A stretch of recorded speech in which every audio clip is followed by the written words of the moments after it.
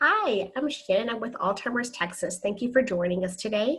Today we're going to be talking about understanding behaviors relating to Alzheimer's disease. In our presentation, we're going to talk about the triggers relating to behavior triggers relating to this disease. We're going to be talking about ways to identify them, ways to avoid them, and of course on how we can respond as well.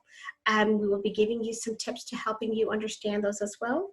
If you have any questions, and feel free, you want to reach out to us, at the bottom of our presentation, you will see our email address.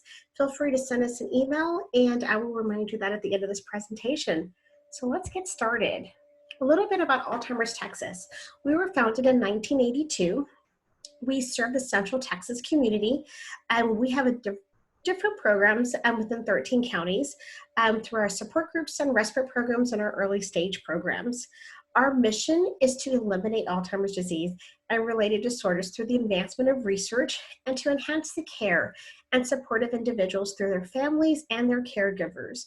We feel that we strongly support our mission by doing these educational programs to reach out to our community and to let you all know as much as information as you can so that you can continue to enhance your care that you're doing at home with your loved one. Our vision is to continue to create and sustain a dementia capable of Texas in which persons of Alzheimer's disease or any other related disorder and their families receive quality care, effective treatments, and meaningful support. As we like to say, it's our Texans helping Texans. Every dollar that we raise stays here in Texas. So please, if you want to continue to support us, we do have our walks that we do locally within our Hays County, Travis County, Williamson County, and Bell County as well. Feel free, you can be a virtual walker, or you can just have a team or just come out and walk. Right now, we're in a different time, so I don't know how that's gonna look in the future, but we will always appreciate your support. So let's talk a little bit about dementia. Dementia, as we like to talk about it, it's an umbrella term. It is a term that describes the effects of any disease or condition that causes a global progressive deterioration that affects your memory, that affects the language, our executive functioning, our vision, our spatial reasoning, personality, and mood. It is not a disease separate. It is not something that a doctor can diagnose as far as a disorder. It is a condition. And usually when we have these collections of symptoms, underneath it has these different diseases that are dementia related. Alzheimer's disease just happens to be the most common type. About more than 70% of cases of Alzheimer's disease, of cases of dementia are through Alzheimer's disease. We have vascular dementia, Lewy body disease, frontotemporal dementia, Parkinson's disease. We also have some reversible dementias as well. This is why it's so important to constantly communicate with your doctor when you start to see your loved one or yourself showing these different signs that are related to dementia, because it could be something that could be irreversible, like our mental health, depression, sleep, lack of sleep, too much sleep. It could be a B12, a thyroid issue. It could be excessive fluid in our brain. There's so many different things that it could be. So it's important to communicate with your doctor. And we always emphasize that. Keep a running track, a log or a journal, so that way when you go and talk to your doctor, you can remember that and it can help. Medication can also have these dementia, pseudo-dementia symptoms. So it's important to mention that when you go into your primary doctor to let them know. So a little bit about what is Alzheimer's disease. Well, Alzheimer's disease is a progressive disease that is degenerative in our brain.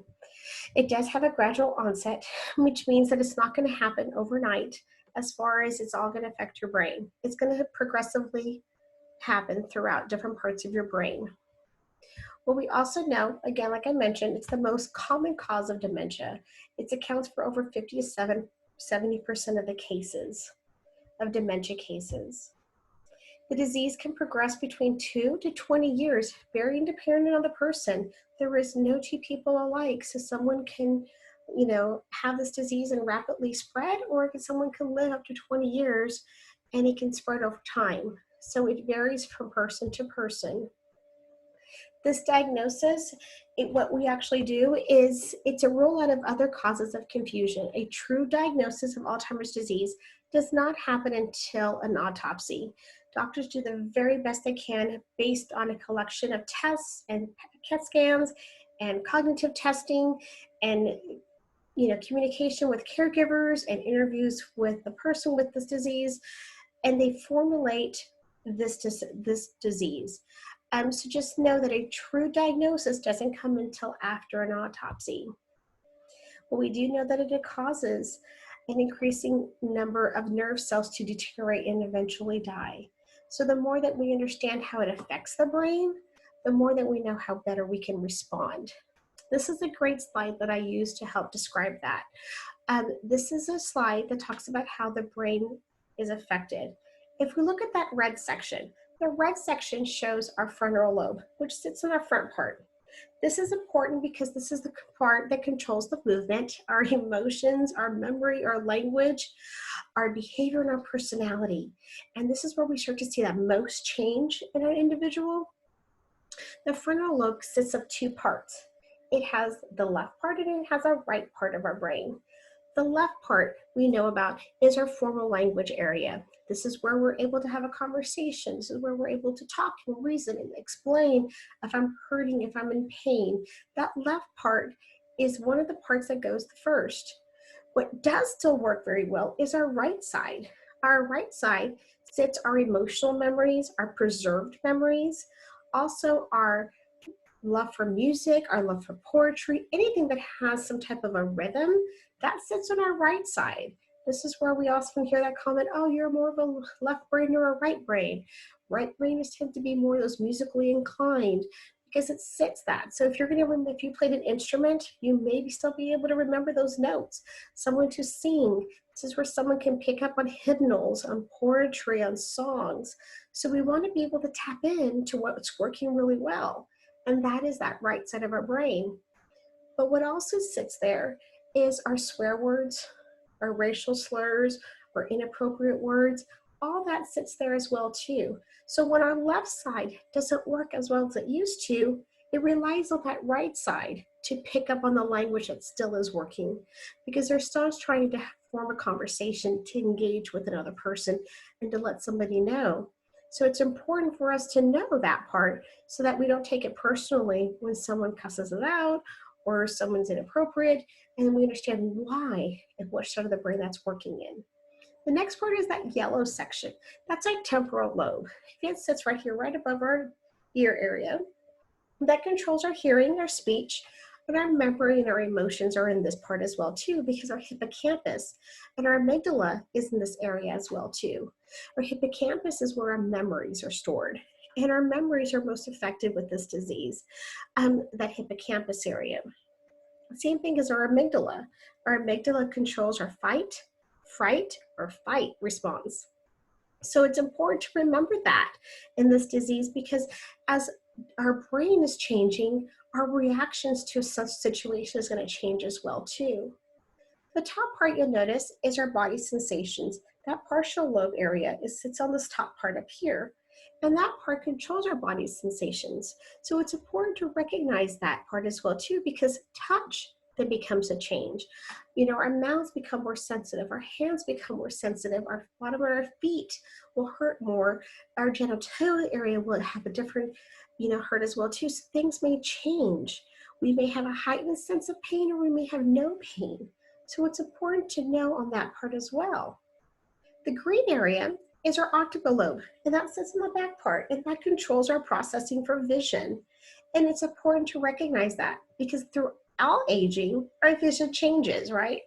But what's important to know is that our peripheral vision changes the most. When we were 16, we were in our 20s, we had great vision. We could look straight and see our fingertips smooth. Great vision. As we age, normal aging, that narrows in and it becomes closer and closer. What we do know about this disease is that our peripheral vision changes to about 12 inches right in front. So it's important to recognize that, because if we come from someone from behind, what's going to happen? That amygdala that I talked about is going to go off, and they're going to either get frightened, they're going to get fearful, or they're going to fight you. So it's important that we approach from the front where they can see us. This also relates to if our buttons are done wrong, or if we have food on our shirt, we may not be able to see that because our vision is changing. Another thing to consider is our food, our table. They may not be able to see the plate or the drink in front of them. If they may go and reach for somebody else, if they're sitting at a table with somebody else, they're not wanting to drink their drink or have their fork, they just may not be able to see theirs. So it's important to recognize the changes and to see that. Tipa Snow is one that mentions about if you do the binoculars, and you can do binoculars and you can see how you don't have that peripheral vision and how hard it is to see. That might be great, something for you to try at home so you can get an idea of this part. Balance and coordination changes as well too. This is where we become at risk at falls. So we want to make sure that we have our home safety proof, our beds, our showers, our toilet area, to help us with that so we don't become at risk of falling, because we now know that the balance and coordination changes, our depth perception changes. And then lastly, the breathing, heart rate, and temperature, which sits in that brainstem. When we encourage our loved ones to do an activity so they can stay active, we also need to help them breathe after the activity. We have to help model that part, deep breathing for them so that they can get back at a normal heart rate. Also have to help monitor that temperature as well too, because that regulation part isn't working as well. So we need to understand how this disease transitions. It doesn't go in one area any faster than the other, depending on that one person. So this is why it's very important to recognize that. What we do say is that behavior changes may occur at any point or not at all during the course of this disease. Some people may never have experienced any of these big changes, and some may have it early on and then it fades towards the middle onset of this disease as well too. So understand that it can change. It can go up and down. You may have it one week and maybe out another month from now. There are two different types of behaviors. We have the triggered and we have the untriggered behaviors. The triggered behaviors are what we like to call those that when the onset of the problem happens, we can link it to a probable cause. We can find that identified cause. For example, if we start noticing a rapid change in a certain behavior and it's hallucinations, angry, balance, and coordination, we can go and get a test to see if they have a UTI. What we do know is UTIs look very different in our seniors. So we want to make sure that that's the reason that we go and get him tested or her tested for a UTI, because we can link the change of behavior to identify cause. When it's unidentified, it's just a behavior we have no identify at all. We can't identify it, and it's just because of the disease.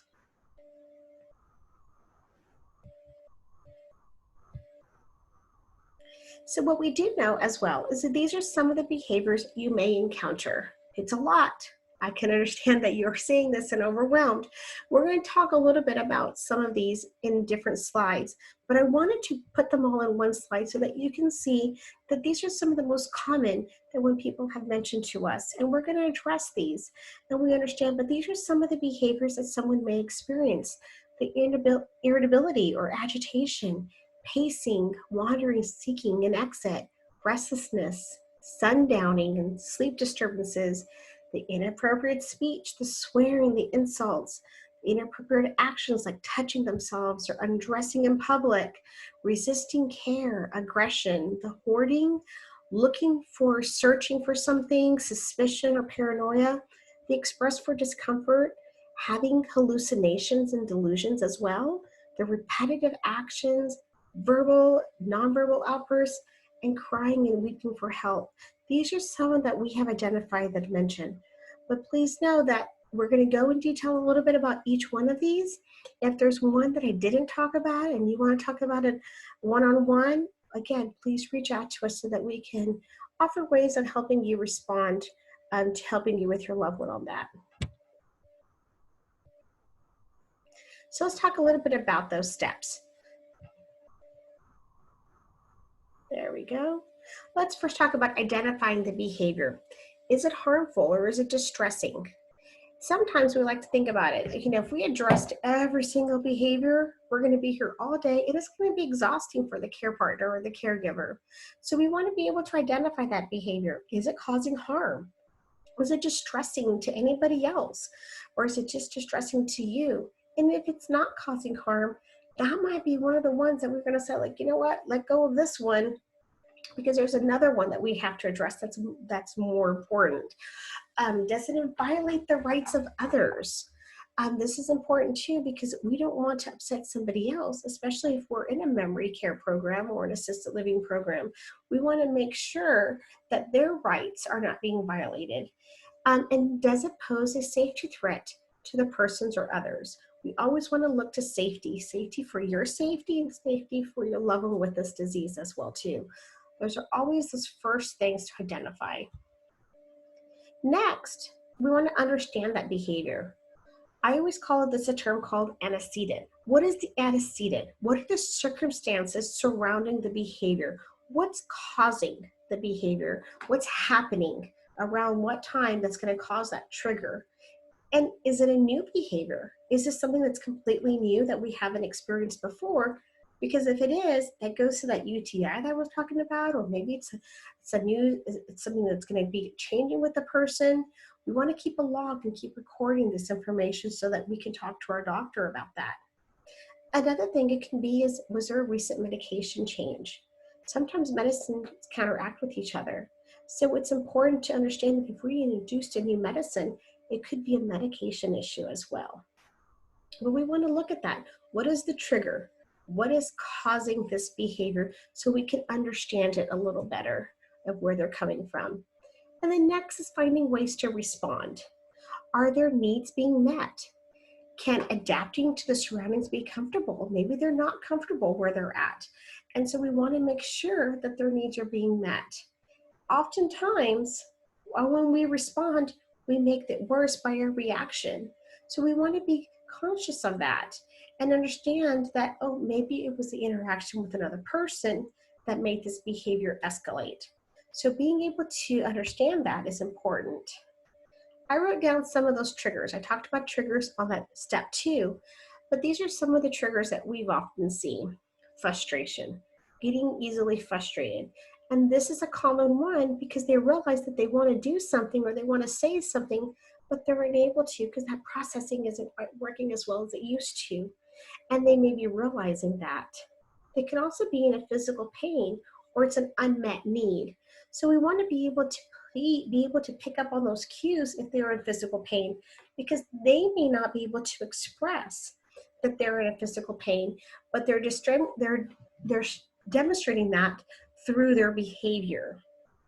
The next one is an emotional distress or a fear of their surroundings.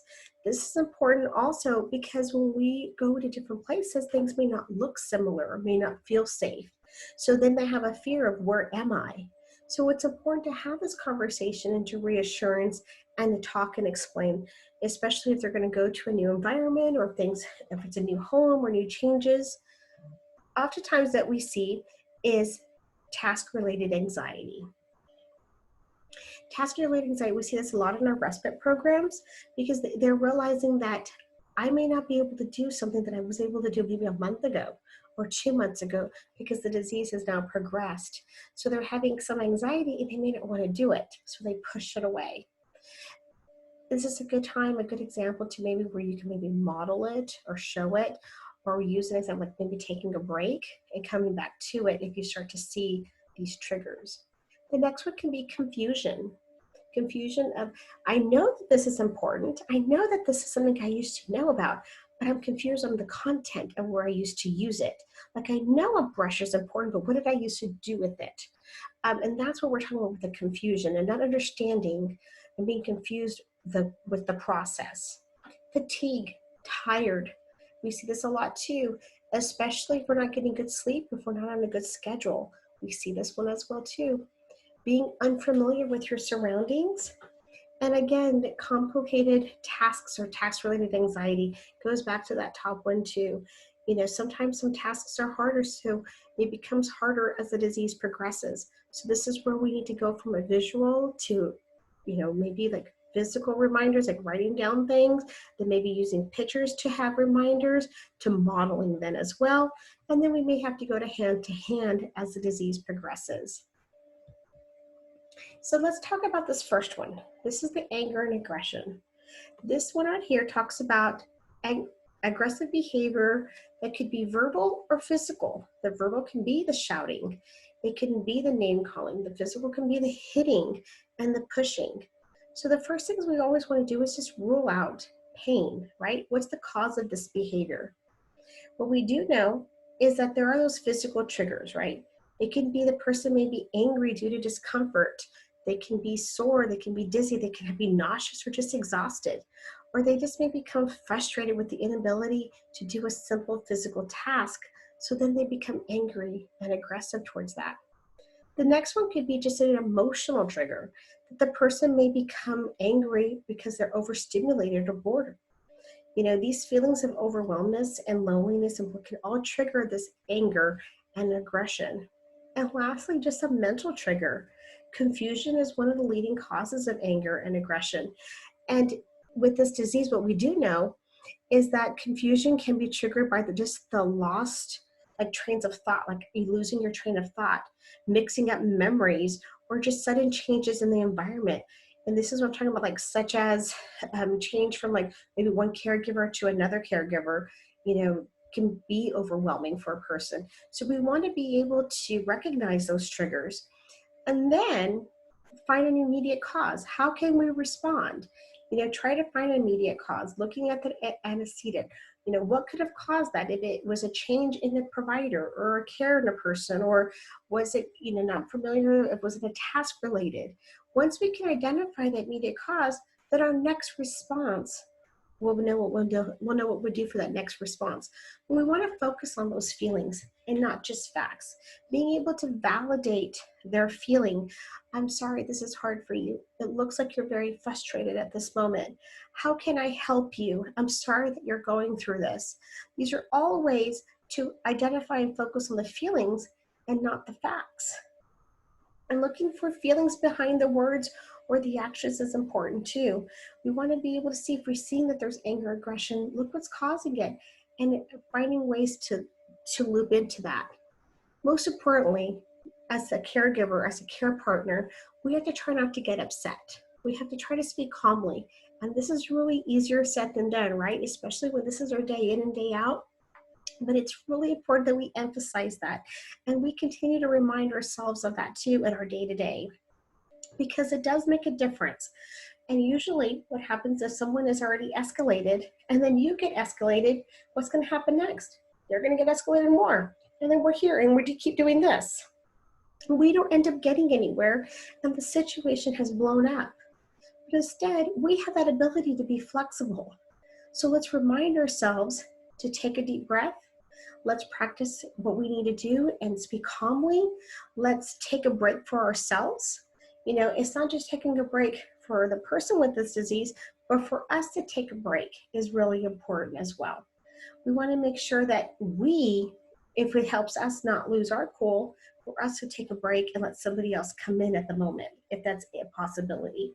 So that's really important. Also try doing a relaxing activity. If you notice that someone is starting to get upset or get agitated, we do want to then be able to like shift our focus to another activity that's more relaxing. That's really important because at the end of the day, we want to ensure that it's a safe environment for you where you're able to walk away and you get a moment for yourself and they're able to stay safe. The next one kind of like to say almost the same way as well, because we have anxiety and agitation. And anxiety and agitation is what we've seen is pretty much similar to the anger and aggression. Studies have shown that people with mild cognitive impairment and high levels of anxiety have about 135% more likely to develop Alzheimer's disease. So it's important that we recognize the anxiety in this, especially when it's a task-related anxiety. And so being able to identify that, we want to be able to first check for pain. Always check for pain, making sure that they're comfortable and those needs are met. Then listen to the frustration. It's important to listen to that frustration because, again, we're validating. We're giving them a sense of purpose and understanding that I know this is hard for you, but we're going to do it together. You're not alone. And that modeling comes in as well, too. You know, we'll show you. Let me work with you. I do one, you do one. We'll do it together. Is a great practice. Or, you know, model it first, next side by side. If that still doesn't work and they need extra help, then hand over hand. As much as possible, you want to involve the person in the activity. So they're not having it done all themselves, or they're not having part of it at all too. So maybe the dressing. There is some adaptive clothing that we can get now that maybe have Velcro, they have magnets, so they're able to dress themselves still. It's a sense of purpose. It's something that I can do for myself, and it may be small, but it is very important to look at those sites that we can get some adaptive clothing. Again, another part of this too is the schedule. Being able to modify your environment. Instead of you telling your loved one, we have a doctor's appointment today. Maybe being able to say, like, we go look at the schedule, tell me what we have scheduled for today. And have them go look at the schedule. Also, if you have a technology, Alexa, a Siri, all the Google, these are all able to, you can program your schedule in there and you can say, hey Siri, what's on my schedule for today? As my Siri just went off and I said that. But being able to, they'll tell you what the schedule is. You might want to have someone to help you with that if you don't have that technology at home too. But these are alternative ways that can help relieve the caregiver burden of having to do that for your loved one. And they can have that sense of independence and being able to do that for themselves. The next thing is finding outlets for this energy. If they're wanting to pace and they're often bored, we need to fill it with like what I call like busy activities, things to keep the hands busy. A basket full of yarn, newspapers, looking for articles. Our executive director is working on memory boxes, and she found a great article on working on memory boxes at home while everybody's at home right now. You can find old articles, mementos, things that mean word, and you put it in a nice box, and you tell a story. It helps go through that reminiscing part that's so important. So being able to tap into those activities. The forgetfulness and confusion is a big one that comes along, and this will go through every stage of this disease. And it's important for us to stay calm. And it is important for us not only to be able to recognize that it can be painful, but being able to talk to somebody else about it, because they may have a hard time understanding, why is it so hard for me? What am I forgetting? And it's just, this is where that support group for them is important to those early stage programs. So being able to find an early stage program so they can talk to somebody else that's going through something similar. Just as important it is for a caregiver to have a support group. These are the ways that you can communicate and understand that it's going to be okay. Respond with a brief explanation. If they get confused or they get forgetful, again, use Siri, use a calendar, and this is where you might be able to say like, well, no, the appointment is today. Well, I think it's today. Will you go check the calendar and let me know what it is?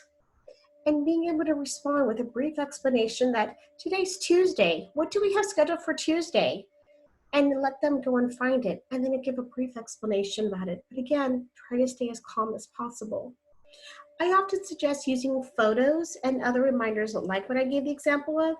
I think photos are a very important way when we can no longer, especially when we get confused, laundry, knowing where the laundry goes, or our sock drawer, or maybe our underwear drawer, or cosmetics, or toothbrush.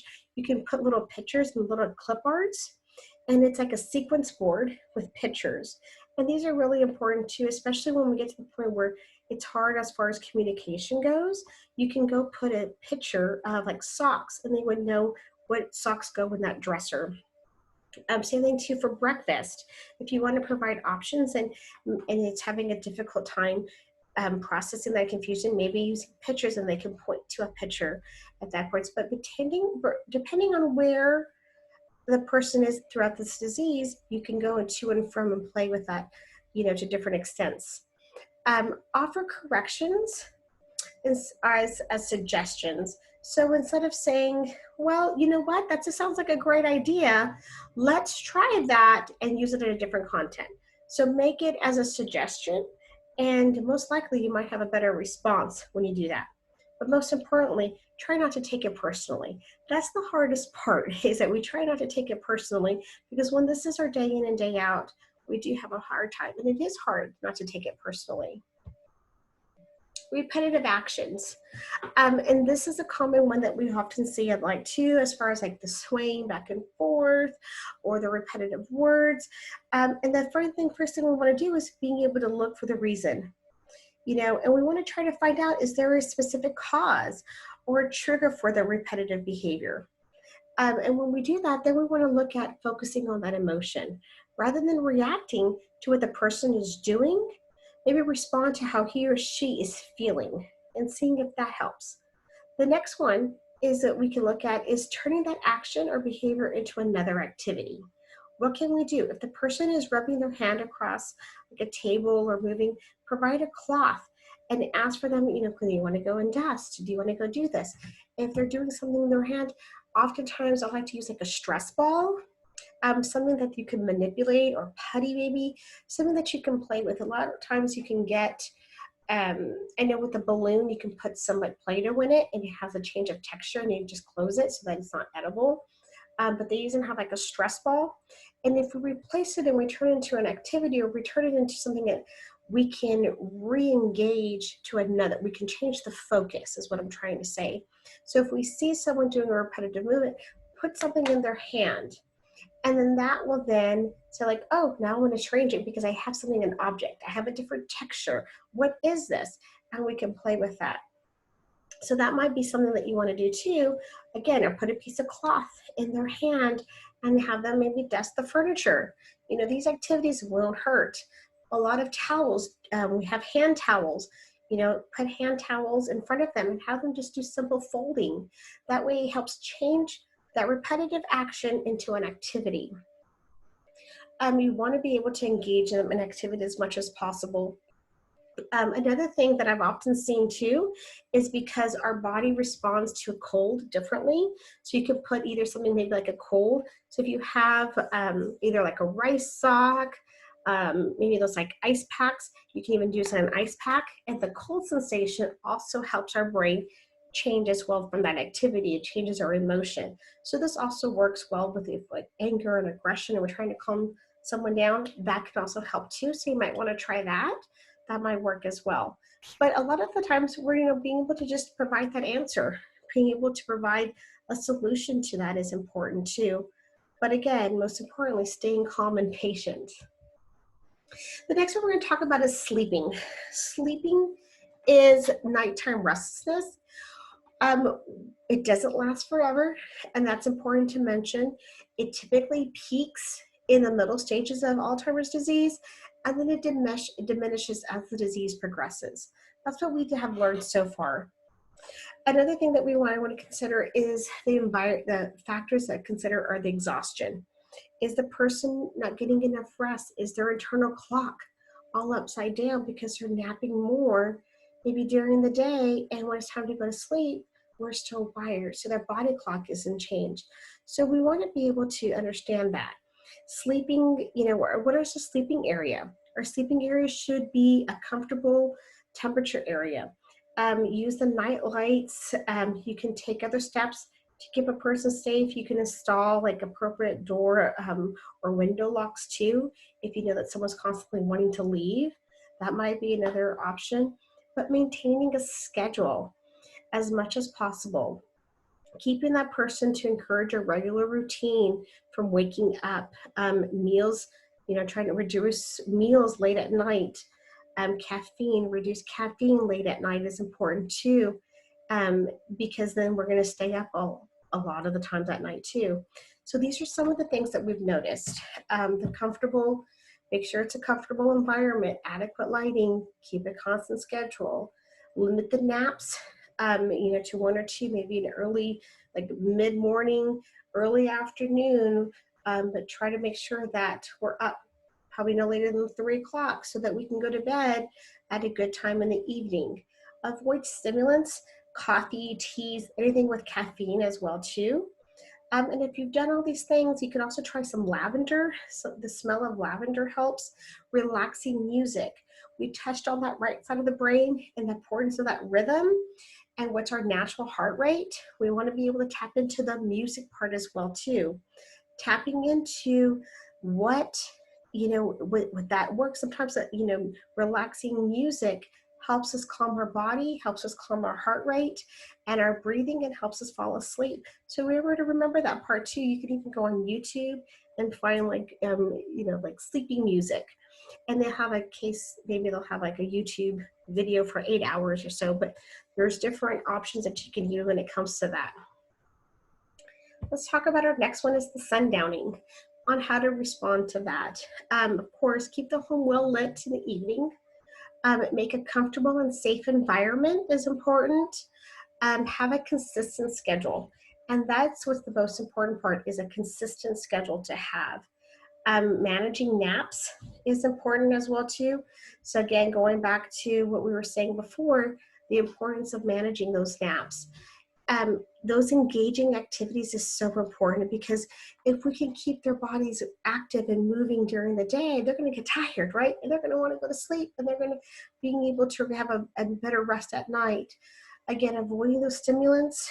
Talk to your doctor if sundowning continues to happen, and other steps that you can do too. I know a lot of families use a lot of music, the soft music.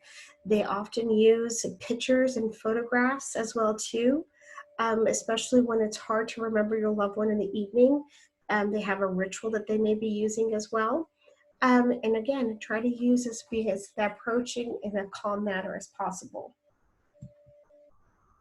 One other thing that we often see is suspicions and delusions. Now we have to remember that these are very real to a person.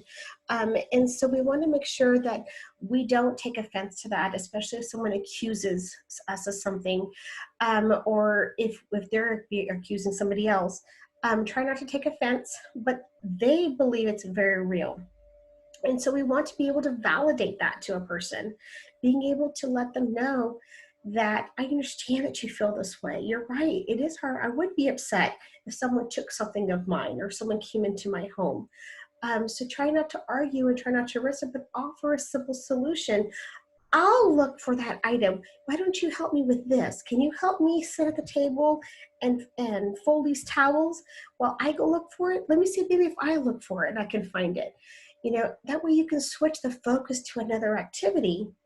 I saw a great example when I was doing a presentation at Poets Walk in Cedar Park, and they gave me an example of a resident there that called 911 because he truly believed that he had something taken of his. And I had to applaud the Cedar Park Police Department because they came out and they validated his experience. They validated his feelings, and they let him speak. They heard him out. They never once sat there and tried to convince him otherwise that it wasn't true.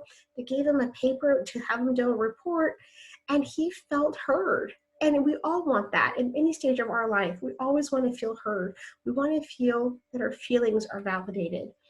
The Cedar Park Police Department then gave the report to the director on their way out. And in that way, that person had a sense of knowing that I followed the steps. I was able to find this is important to me. And they were able to take that time to do so. So that's one example that I like to share because I thought it was a great way how the community helped out. Hallucinations. But we do know with the person with Alzheimer's disease that when they have these hallucinations, they may hear, they may smell or taste or feel that something that isn't there. For them, it's very much real. Those hallucinations can be frightening. Many others may have ordinary visions of people or situations from their past, and they may get jumbled up. So we want to make sure that when we respond in a calm, supportive manner. That we make sure that if we offer a touch, it's a gentle touch of reassurance, the hand holding, the caressing, the touch of expression, to understand that, yes, I can understand how hard it would be to see your person or to see someone, and then have a conversation, validate those feelings behind the hallucination. And if you're able, say, well, tell me about your mom. How did that make you feel? That must be scary to have to walk so much by yourself at such a young age. I can see that. That would be hard. And what you're able to do is you're sharing that experience, you're validating those feelings, and then you can go into this, like, can you imagine if you have a grandson, if you have a granddaughter, and redirect that? I say, like, that must be really tiring. Let's lay here together and let's try to fall back to sleep. Or let's lay here and let's look at these photos. Let's look at photos. Let's look at a magazine and try to distract and come up with a redirection. You're validating their experience and their emotion, but then we want to redirect to another activity. It works sometimes and sometimes it doesn't. But at any point, we still want to continue to validate those feelings and then respond honestly and say, I can see how that's very real. You know, luckily, they're not here with us right now, but I do know that that memory is very important to you. We also want to make sure that we modify that environment and how important that is, that it's well, that if we're going, there's reducing the risk of like shadows so they don't pretend that they don't see something there because of the shadows. We want to make sure how we position the bed, if there's adequate lighting, if they're using a nightlight. So being able to modify your environment is really important as well. Oops, let's go. Okay, the next one is wandering and getting lost. And this is important to recognize because there are many reasons why a person with Alzheimer's disease might wander. It can include stress or fear. Your loved one might wander as a reaction to an unfamiliar situation or a overstimulating environment. It can be too loud, or maybe simply that he or she doesn't understand where they're at. So they're trying to seek to leave, right? So it's important to understand that. It could be stressful. It could be, you know, they're looking for something or trying to get out. They could be bored, or it's a basic need. Maybe they remember, this is the time I used to leave. This was my routine, and I'm going to do my routine. So no matter where they're at, if they're time traveled, and their time travel says that I have to go to work, I'm going to get dressed and go to work. And if that's where they're at, that's where they might be thinking at, where they're going, or I'm going to go to the grocery store. I'm going to go pick up my kids. This is what it's important to recognize. Where have they time traveled at and where they're at in their time frame to understand. Oftentimes, we have a lot of distractions at home. And right now, as we're all quarantined at home, that could be a situation with the TV being loud, the kitchen, the running water, if there's homes that are getting under construction. So it can't be overstimulating. So it's important to recognize those antecedents, right? What is going on before this behavior happened? We always encourage an activity to do so that you can keep hands. They can help prevent boredom. But at the same time, if you're in a residential area, if you're at home, or if they live by themselves, inform neighbors. It's important to let your neighbors know that someone with dementia, someone with Alzheimer's disease lives here at this home. And if you see him leaving, please, here's a number, contact me, stop. And it's important that we have this communication with our community as well. Now, I do know that there are some programs. The ALZ store has like GPS soles that you can get. They have a necklace or a bracelet that you can get. UT Engineering Department is doing a GPS watch. If you want information on that, I can send that to you as well too. But they have a watch where it's a GPS they can show that they can wear, and if they get lost, it walks into a walkie-talkie as well. So that might be another option as well too. But the Alzheimer's Association still continues to have their home safety, which is their medical alert safe return system, and you can register with that as well too. Another thing that I always suggest is, depending on your community, you can go to a police station and identify with the picture as well and say, like, hey, this is my mom, this is my dad, this is my husband, and let them know, and with a name, so then that way if they encounter somebody, they have it already identified. So know the person better than the disease. And this is very important, because if by the end of the day, all these triggers that we talked about and all those ways to respond, the best thing that we need to walk away with knowing is that if we know the person, if we know their likes and their dislikes, that's going to help us on how we can better respond. So we're going to tap into those interests. We're going to tap into what's going to help them be more successful. Knowing their preferred routines. Are they a morning person? Are they a night person? I am definitely not a morning person. I am more of a night person. So that's important to recognize if I was somebody with Alzheimer's disease, because I'm not going to do the best in the morning, but I will do the best more in the evenings or in the late afternoons. So that's important if I want to have a shower, if I have to have a bath, that might be the better time to give me a bath or shower. Knowing my habits, knowing your loved one's habits is important as well too. What are those likes and they dislike? I often tell, because I am very short, I tell my husband, don't tap me on the head. I don't like that. But it's common because when you're only 5 feet tall, everybody taps you on your head. Don't like that. It's also one of my pet peeves too. Another thing is identifying those interests, because if you have someone coming in and is a caregiver or you're the care partner, we want to tap into those interests. When we find activities that they're going to like. It's always important, especially when we want to find something new. We want to tap into those things. Knowing their preferences is important too, because that could also be the response, that trigger response to maybe why we're having these behaviors. Maybe they didn't want a female caregiver. Maybe they don't want a male caregiver. Maybe they don't like the smell or the tone of voice that person is. So it's important. These are very important when someone's doing ADLs with a person. Again, the pet peeves. Knowing your pet peeves. These are, I think, your two biggest ones that are most important that you walk away with.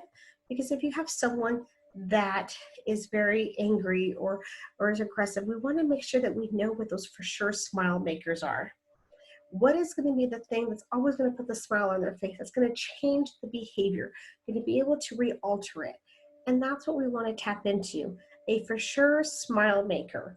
For me, my for sure smile maker is give me a little baby and it's going to melt me away, right? Give me a cute little puppy and I'm going to melt away. No matter how angry I was or no matter how upset I was or stressed out I was, a baby will just melt my heart. That's my for sure smile maker, but find one for your loved one as well too. And then again, invite input from family. Ask family, what is it that they see? What do they know? What are their interests they don't like? What we do also know is that when we deal with behavior, especially in more of aggressive behavior, if we say a person's name, it has a way to redirect because it stops the response. So if you see behavior, none of this stuff has worked, try saying the person's name. They'll stop in their tracks, and that might give you an opportunity to redirect the behavior or to turn the behavior around. Another thing that's important is being able to understand that their response time is going to change, right? So they have a 90-second response time. So we want to make sure that when we respond, that we give them enough time to process what they're hearing, and then the behavior then can change whatever we're going to ask them to do. So understand the processing time changes as well. At the end of the day, I mentioned this earlier, behavior is a form of communication. Whether we are smiling, whether we do a hand gesture, whether we give eye contact, all that is a form of communication. The same thing too when we do behaviors. If we see someone that's aggressive, if we see someone that's maybe pushing or upset or mad, that's a form of communication that they're trying to tell us something. We now just have to play the detectives and use those cues to find out what it is that they're trying to tell us. We have this ability to be flexible while they do not. And it's hard, but I believe that if we can work together and we can come to a middle, that we're able then to find better ways that we can respond when we're in this situation. But when in doubt, again, respond to the feelings, validate those feelings, offer reassurance that it's going to be okay, that you understand how they may feel at the moment, that you're sorry that they're going through this and that it's a hard time for them. How can I help? What can I do for you? How can I make it easier? And then redirect to a different activity. Redirect your focus. If someone is by the door and they're wanting to leave and to walk out, you may suggest and say, I know you want to leave. I know you want to go to work. Tell me about work. Tell me this that was so important about what you did. Wow, that sounds important. Let's talk about that. Will you come sit over here because my back hurts a lot and I need to sit down. Oh, my foot hurts. I think something happened to my foot. Can we come sit over here? And what you're doing is you're redirecting the behavior. You're redirecting away from the door where they're trying to walk out, and you're able to have a conversation, and you now redirect it to about how you're talking about work and how important that must be and how important they were and how that experience was to them. And you're listening to them and you're learning something about this person. But guess what? Hey, why we walked out, maybe they were going to forget where they were going to go. Then you can turn it into using pictures and photographs and roll it into another activity. We want to always affirm those person's feelings. And again, use empathy, use support. That's very important. And to remain calm and positive. We talked about moving away, going to a different distance, going to a different room. When we can go to a different room, it's like the situation has changed. The scene has changed. So it's important if you have an opportunity to do that. That might help as well too. So being able to redirect and relocate is really important. Now the basics for success. This is just, this is just a guideline. This is your everyday. And we completely understand that a lot of this is easier said than actually done. And so what we always suggest, and what I suggest, is take what you can. And when it applies to you, come back to it. And just remember as much as you can. But try your very best. And that's all you can do. And take care of yourself. Understand that we are more like a detective in this role right now. We're having to pick up on these cues. We're learning as we go. And if you go and you didn't feel like you made the right decision, or it didn't happen the way that, one of our suggestions, says, look at it the next time and say like, okay, look and listen, like, what did I do? What did I do that I could have changed? And think about it. And maybe for the next time, then it can apply something different. This is that approach we want to be able to use as a screening tool. Sometimes, this is nature. Sometimes we are going to get upset. Sometimes we are going to raise our voice. But for the next time, you're able to say, like, when I did do that, how did it work out for me? Yeah, I was frustrated, but what can I do instead for the next time? Always allow, what I always say is, like, when we're looking for cues, follow the sequence of visual, like being able to show how important that is. Then verbal, to tell them.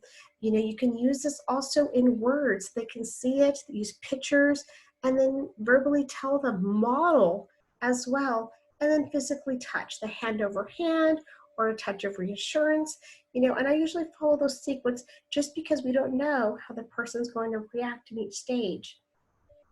I always say to match your help to the remaining abilities. If they can still button up a shirt and we have those magnetic buttons, allow them, say, I'll help you with your pants while you put your shirt on. And then that way they're still part of the process and they're not being left out at all. They're part of that process of helping. These are oftentimes, and a lot of you have already seen these Alzheimer's communications. They're, everyone has posted them, but it's really good to always remember and to go through them again. If you have ever argued or tried to reason with someone with Alzheimer's disease, you have already experienced that it didn't work out in your favor at all. So again, we always want to emphasize, try not to argue, but instead agree. Say, yeah, I know this is hard for you. I know what you're going through is difficult, and never try to reason the decision, but instead divert. Find ways. Again, validate and redirect, being able to find something else. We never want to shame a person because in general, we don't want to be shamed, right? We want to, our sense of importance is important to the day, our last breath that we take. So instead of saying like, oh, you did it wrong, instead, or, what are you doing? Use a distraction, finding opportunities that you can use a distraction, finding ways instead of telling that they're getting it wrong, offer reassurance. One often want to hear a lot is, don't you remember? No, they actually don't. So instead, use reminisce. Tell me about those times. Oh, that song, you sound that song so important to you. Why is it so important? What did you do? How old were you when that came out? And I know that my children are really great at doing this with their with their grandparents, they'll hear a song and or an experience, and they're like, "How old were you? Where were you when this happened?" They talk about this a lot. Where were you when John F. Kennedy was shot? And my parents will talk about that with the kids. And I was in high school. I was a senior in high school. I was in the Air Force. And you're bringing up reminiscing. You're bringing up stories. Tap into that as well too. Try not to never say I told you, but instead, we may have to just repeat it, or you can say, will you go look on the calendar? I don't remember. Can you go look on the calendar and let me know? I know it was today, but I'm not quite sure. Will you go look on the calendar for me? Offer different ways on how we can, instead of constantly repeating the same thing, engage them on doing that as well too. Never say you can't. Never say, well, you can't do that, so I have to do it for you. And instead, say, what can they do? I know that this might be something that they may not be able to do, but you can do this. You can't sort the cards. You may never not be able to play solitaire anymore, but you can card sort. You can sort cards by the queens, by the kings. You can do this instead. So finding what they can do and match it to their abilities. We always say never demand, but instead ask. Again, never be condescending, but be encouraging, and never force, but reinforce a certain behavior or expectation that you're looking for. We always talk about, being able to call them by their name that they prefer, and always identify who you are. Even though you come into the home every single day, identify, hey, it's me, Shannon. Your daughter, hi, it's me, Shannon, Dad, can I come in? Being able to identify yourself, because they may not be able to recognize your face or be able to know who you are. If you're a provider coming in to care for someone, in a home as well too. I always suggest also speaking slowly in a calm and soothing voice. At the end of the day, emotional memory stays with the person at the end of life. So it's important that they know that they're loved. And they know that they're loved when they hear someone who has a calming voice, that's a more soothing voice, that's someone who is abrupt and loud and sharp. So being able to make sure our voice is smooth and calming so that they can help build a rapport and an emotional connection to you. Also with the speaking slowly, as our hearing and our vision changes as well too, they may be reading your lips.